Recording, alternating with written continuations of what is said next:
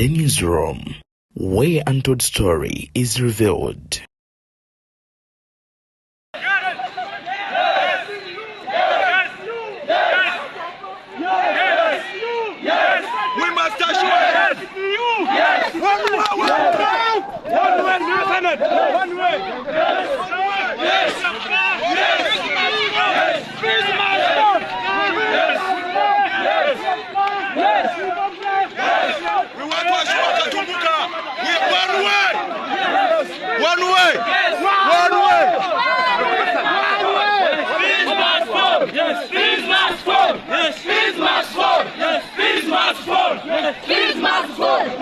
Gwewe nagena maaso n'okubeera ng'otulaba gibadde misinde nduulu walala ku ssettendekero wa Kyambogo University okwekalakaasa nkugambye kuno kugenze maaso n'okubeera nga kuva ate kukwongeza school fees oba ze twandise tuition ebitundu 5 ku 10 ng'omwana abadde asasula miliyoni yemu y'ensimbi agenda kubeera nga asasula miliyoni 2. abayizi nno munnange beekumyemu ogutaaka ne bagamba katwekalakaase mugende maaso n'okubeera nga ate mutulaba okwekalakaasa mu matendekero aga waggulu bwe bumu ku bukodya abayizi bwe bayitamu ogenda maaso n'okubeera nga oba oliawo batuusa eddoboozi lyabwe eri abo babakulembera oba abakulira sematendekero ago. Kakati nno kino eno sigwe mulundi ogusoose ebbanga lizze liwera nga matendekero aga waggulu ayogera ku Makerere, yogera ku Kyambogo n'amatendekero amalala nga gagenda maaso n'okubeera nga geekalakaasa olw'embeera gye bataba mativu nabo. Kakati nno olwaleero abayizi beeyo ku Kyambogo University bwe batyo babukereza nkokola ne bagamba nti tukooye naffe okubeera nga mutubigika ebisale nga buli semester mugenda mwongezaako ku bisale byaffe. Kakati nno His Excellency Robert Kyagulanyi Ssentamu Kyawaddaaki ate agenze maaso n'okubeera nga Mathias Mpuuga Nsamba ensonga ze aziwunzika. Leero asinkanye ate ekibinja ky'abakulembeze okuva mu bitundu by'e Masaka bwe badde bazze okumukyalirako emagere. Ono nno agenze maaso n'okubeera nga abakuutira okubeera abavumu ennyo nnyini ddala. Aye waliwo obubaka bwaweereza Mpuuga kwoteeka n'abo ababadde babijweteka nti Kyagulanyi ayina embiranye wakati we n'Obwakabaka. Okusinziira ku His Excellency Robert Kyagulanyi Ssentamu ategeezezza nti nze sina buzibu nnyo na Mmengo ate n'Emmengo tetulinaako buzibu, wabula abo abatambuza ebigambo byabwe be baagala okubeera nga bakituteekako nti ffe n'Emmengo tetukolagana, wabula tuli basajja Baganda abeenyumiriza ennyo mu nnono yaffe n'eggwanga lyaffe okubeera Abaganda. Ono nno kino nga si gwe gusoose bagezaako nnyo n'okubeera nga bamwawula ku kanisa bagye bayita Eklezia ate nga musajja mukatuliki omutuufu ng'alina mu bufumbo obw'empeta bwe tuyinza okuyita obufumbo obutukuvu. Kyagulanyi yakola kinene nnyo okubeera nga akomyawo mitima gy'abo Abakristo be baali bamaze oteekamu endowooza eraga nti Abakatuliki nga bo beerwana era takolagana na kanisa nga be bagenze maaso n'okukissa ku Bwakabaka. Kakati Kyagulanyi agenze maaso n'okubeera nga asangulawo ye kyayise obulimba. Nzikiriza nkuwe video eno ogende maaso n'okubeera ng'ogiraba. Obwakabaka obulimba mbusangulewo obuvunanyizibwa mu butwale nammwe kubanga tebalina kye basobola kukozesa okutulwanyisa okujjako obulimba. Ate obulimba bwangu nnyo nnyo okusangula weeru butambula mangu budduka mangu kuba buba bwewunyisa ne bw'oleeta amazima gaba g'amaanyi era gabusangulawo. Mugende maaso nga mulaga ekifaananyi ekirungi. Ebigambo bya His Excellency byebyo byo bikyali bingi wabula nkusaba n'obwombeefu obw'ekika ekya waggulu. Video eno sooka ogimpere like munywanye etambulire eddala etuuke ku oyo omulala eyandyetaaze ogenda maaso n'okubeera nga agifuna. Ate era njagala okubeera nga nkusaba n'obwombeefu obw'ekika ekya waggulu bambi gwe yakatwegatako olwaleero nkusaba subscribinga ate ensonga tuzitambuze malidaadi sana ku mukutu guno eno. Kakati His Excellency Robert Kyagulanyi Ssentamu akuutidde abakulembeze okuva e Masaka n'abategeeza nti muddeeyo mu bantu ababatuma mukole ebyo abantu bye babatuma musobole okubeera nga mutuusa obuweereza ku bantu nti ne bwe munaaba mummanyi nze ekyokubeera nga omanyi Kyagulanyi nga totuukiriza ebyo baakulonda bye baagala tekigenda genda mu maaso nakubeera nga kigattako yadde omulundi ogumu bwe guti. Kyagulanyi akuutidde bakulembeze banne n'abagamba nti abantu abaatusaamu obeesige be tulina okugenda mu maaso n'okubeera nga tuweereza. Abakulembeze mugende mutuukirira abantu, tutambulira ku maanyi g'abantu.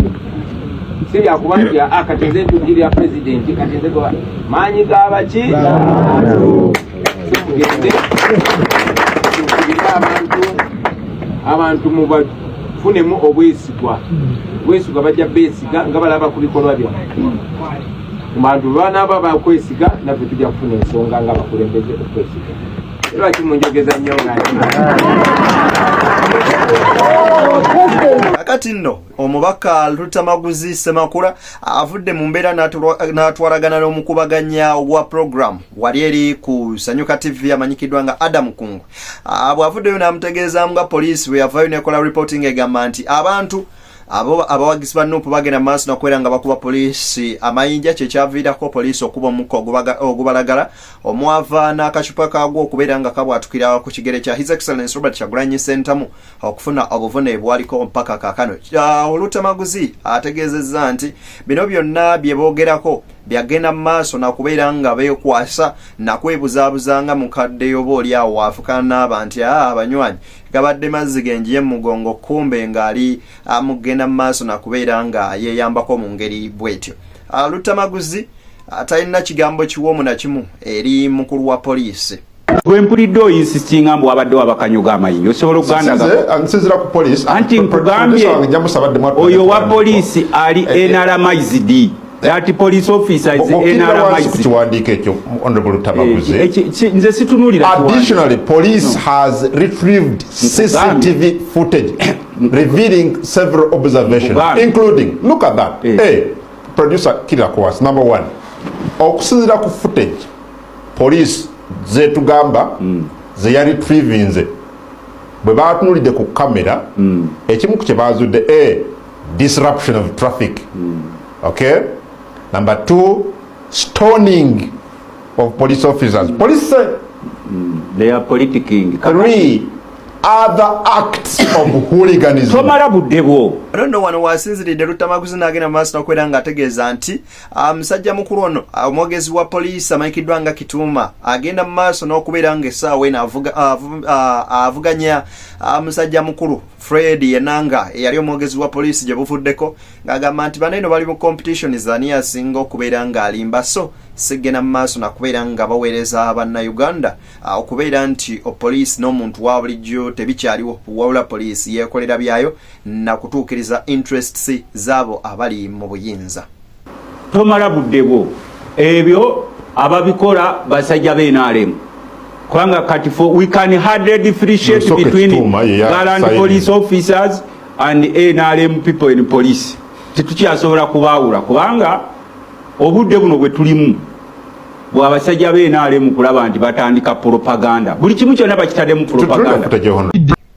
Kakati nno musajja mukulu amanyikiddwa nga Frank Gashumba akwoteeka ne Adam Kungu baba nno baleese akatambi ka Museveni ng'agenda mu maaso n'okubeera nga ajavuna His Excellency Robert Kyagulanyi Ssentamu ono ng'agamba nti oyo ye afaanaganako ne Katolo Bwama babalekeyo mu bintu byabwe eby'endongo lwaki bagenda mu maaso n'okubeera nga beetaba mu byobufuzi.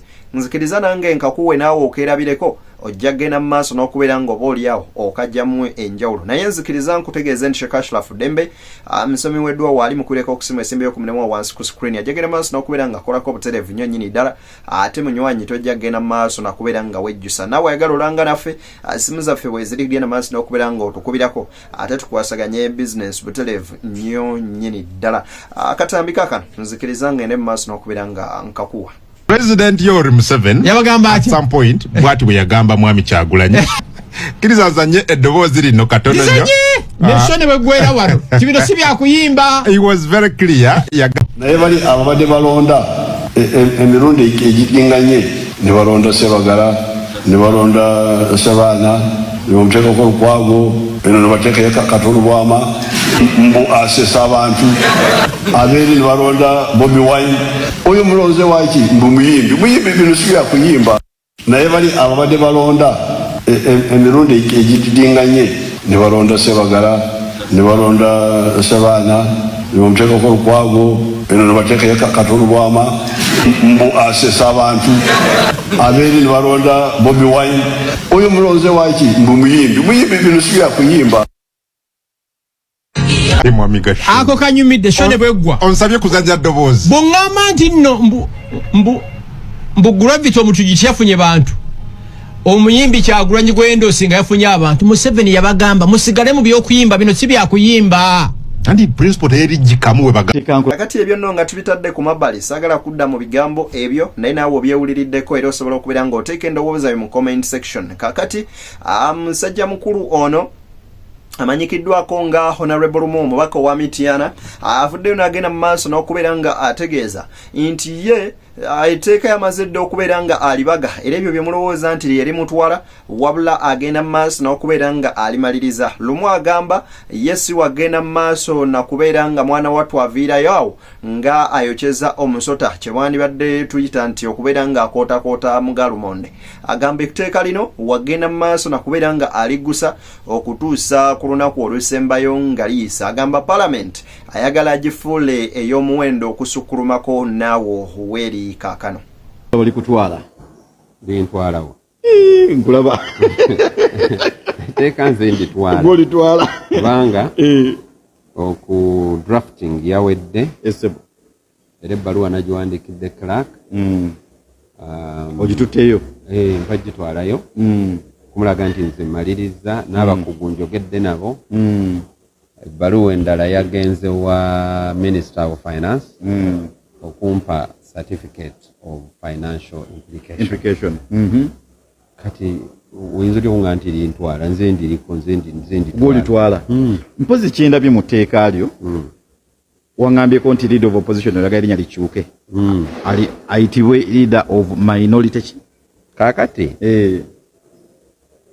omanyi ebintu twabikoppa straight okuva mu Bungereza ne tubireetawa kaakati abantu ne batabitegeera munansonyiwa sirabawo kigambo kirala. Beyond the newsroom nze Deni yagenda mu maaso n'okubeera nga nkuweereza ku mukutu guno n'okutuusaako ensonga ez'enjawulo nga bwe ziba zigenda mu maaso n'okubeera nga zitambula mu ggwanga lyattu Uganda. Nzikiriza nkusiibulire wano ate ngende mu maaso n'okubeera nga nkakkalabya emirala egy'okwongera amawulire ogende mu maaso n'okubeera nga ogafuna mu nsonda ez'enjawulo. Abagoberezi baffe ab'enjawulo nga G-Music Gertrude n'abalala abagenda mu maaso n'okubeera nga mutugoberera mu commenting entakera kitulaga nti nno gye muli eyo era kituzaamu nnyo amaanyi naffe okwongera okubeera nga tubaweereza.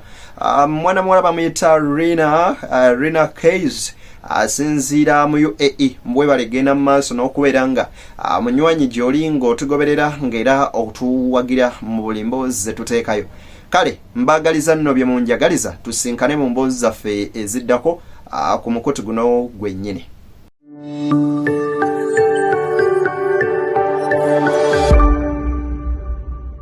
Beyond the newsroom, where untold story is revealed.